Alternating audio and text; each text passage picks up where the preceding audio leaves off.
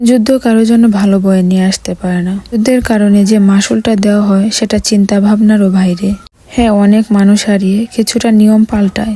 মনে হচ্ছে এই যুদ্ধ অনেক দিন পর্যন্ত থাকবে। আমাদের মতো গরিব দেশগুলা যুদ্ধ না করলেও না খেয়ে মরতে হবে। মূল্যস্ফীতি শুরু হয়ে গিয়েছে, সবকিছুর দাম বাজারে বেড়ে গেছে, পেট্রোল পাওয়া যাচ্ছে না। মনে হয় আর কয়েকদিন পরে ছোট ছোট যানগুলো চলাচল বন্ধ করে দিবে। তাহলে ভেবে দেখেছেন কতটা কষ্টের দিন আমাদের জন্য সামনে অপেক্ষা করতেছে। প্রচুর লোডশেডিং হচ্ছে। ইনকাম করার জন্য ফেসবুকটা খুলেছিলাম, সেখানে মনিটাইজেশনও পেয়েছি। নেটের যে সমস্যা আর কারেন্টও থাকে না। মনে হয় না এই ফেসবুক থেকে আর আমার আর্নিং করা হবে। একটা কথা বলে না, অবাগা যেদিকে যায় সেদিকে নদী শুকিয়ে যায়। আমার হয়েছে সেই কপাল।